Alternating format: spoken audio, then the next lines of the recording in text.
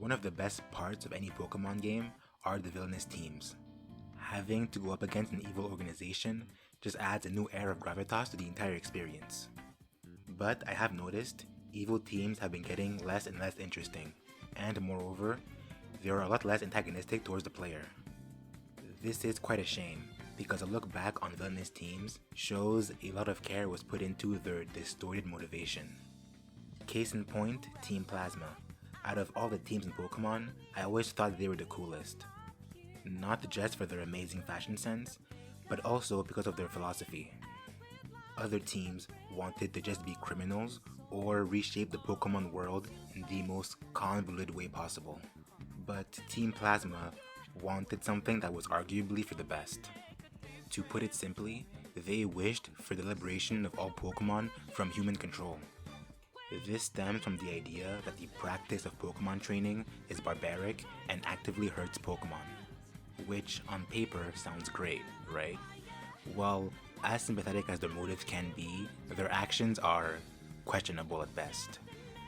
Their approach to liberation boils down to rallies in small towns, attacks on random civilians, and terrorist activity, which in the end helps no one. But it doesn't really matter, since it turns out that Team Plasma never wanted to liberate Pokemon in the first place.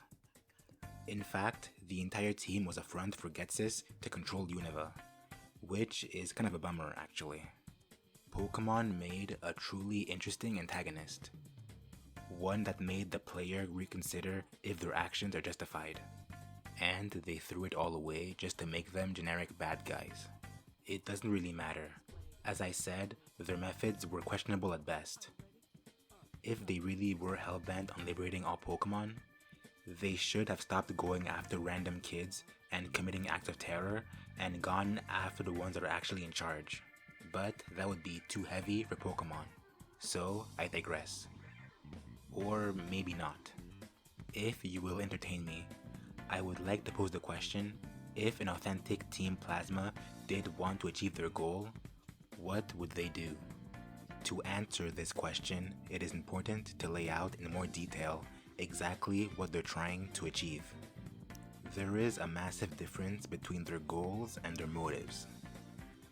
Their motives is to do what is best for all Pokemon and their well-being, which takes the form of the goal to liberate all Pokemon from their trainers, with the end result of creating a world where Pokemon have more liberty. But therein lies the problem.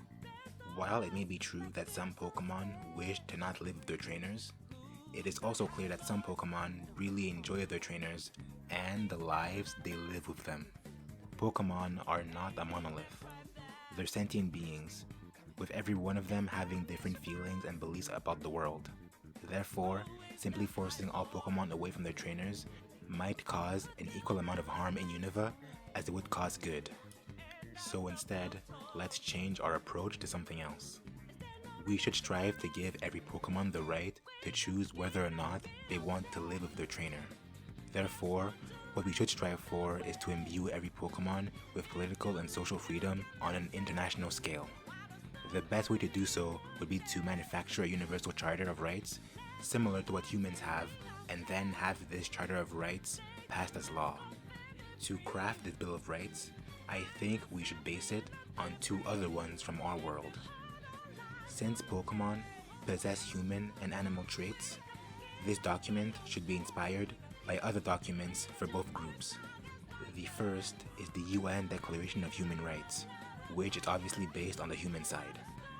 For those who are unfamiliar, the Declaration of Human Rights is a landmark document adopted by the UN with the proposal to establish a fundamental rights and freedoms for all human beings. And we can also use the proposal for the Universal Declaration of Animal Welfare, which is an agreement between governments to acknowledge the sentience of animals. All this in the effort to stop cruelty, lessen suffering, and to promote standards for the well-being of animals, including farm animals, companion animals, animals used for research, wildlife, and many others. This was in fact based on the Declaration of Human Rights and proposed to the UN, but has not been adopted yet. These two documents can create a good baseline for our own. This document would be naturally very long. However, for the sake of everyone's time, the document will only possess the fundamental articles needed, with every single article based on several others that were condensed into one. And naturally, I will explain the main function for all of them. So, without further ado, let me present the political document I have named the Universal Declaration of Pokemon Autonomy.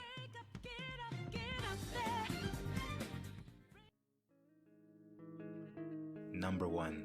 All Pokemon are recognized as fully sentient and intelligent beings with the power to make their own choices. To begin this document, it is important to establish the recognition and acknowledgement that all Pokemon are sentient. As we have clearly established, Pokemon are intelligent, like really intelligent. They have shown the ability to show emotion, use strategy, and understand complicated concepts and situations. And some of their most impressive feats is their ability to communicate with other people using their own words. And in one particular instance, they have shown the ability to create their own universal language. And those are just the regular ones. There are some who have shown to be just as smart, or in some cases, way smarter than most humans. All this info is found between the games and the anime, which obviously have their own different continuities. However, the point still stands. Pokemon have been shown to be smart enough to make their own decisions. Therefore, there should be recognition of that fact. The main purpose of this article is to establish the basic fact that Pokemon are smart enough to make their own life decisions in all aspects of their lives. Number 2. All Pokemon are entitled to life, liberty, and security. When writing this, I realized I need to subdivide the different rules into different categories to clear up any confusion or misinterpretation in the future. This specific piece of the article is used in conjunction with the previous one, so that not only are they entitled to their freedom, but also the ability to do so as they wish, with no chance of harm coming to them. Therefore, the previous article is about Pokemon freedom as it relates to the profession of training. And the main purpose of this article is to reinforce the fact that Pokemon freedom is extended way further than that. This naturally means that wild Pokemon are also given freedom. But this also applies to the human effort to preserve wild Pokemon habitats. And I don't mean safaris. I mean a government effort to establish habitats where Pokemon live and get to establish their own ecosystems. This, for the most part, isn't much of a problem in the Pokemon world, games or anime, since the world of Pokemon does seem to put a large amount of importance on their ecosystems. But this is, more than anything, a safety measure for individuals who don't feel the same way. Number 3. All Pokemon hold the right to apply their freedom wherever and with whomever. Now that we've established a baseline for this document, we can start to build on it in a way where the regulations of sentience can actually be translated into actual social action. In other words, the first two articles were recognition, and this one is the social application of said recognition. This statement extends to all Pokemon, wild or not. The main way in which this article interacts with the Pokemon world is in the way Team Plasma intended. All Pokemon would hold the right to choose if they want to live with humans, and choose if they want to fight battles with them.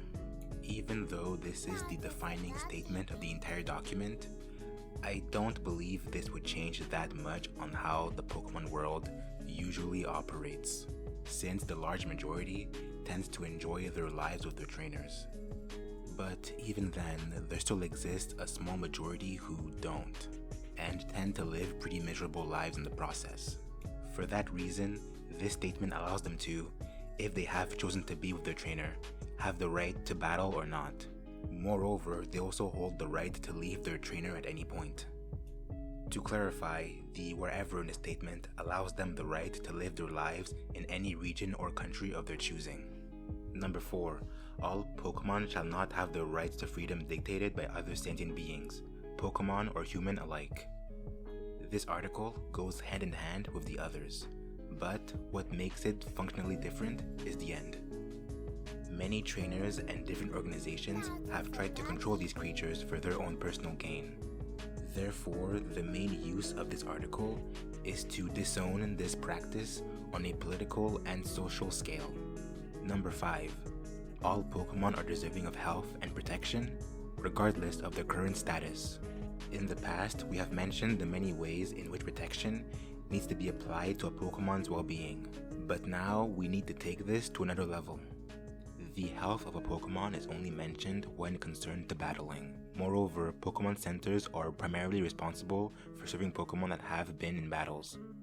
The main use of this article is to use the system of Pokemon centers and alter them to become more universal. This would, in theory, mainly benefit wild Pokemon. But there is a heavily implied secondary use to this article. That being, it will disown the exploitation and experimentation of Pokemon in all of its forms, especially those that are harmful to them. Number 6, nothing in this document can be used to be interpreted in a way to harm other sentient beings. This final article is pretty self-explanatory. On the off chance an individual finds a way to exploit and weaponize one of the previous articles to perform malicious acts, this final article makes sure that this loophole cannot be used. Okay, that was everything. Did you like it? Did you not? If you have any changes or pointers, you can let me know in the comments. And as always, thanks for watching, and I'll see you in the next one.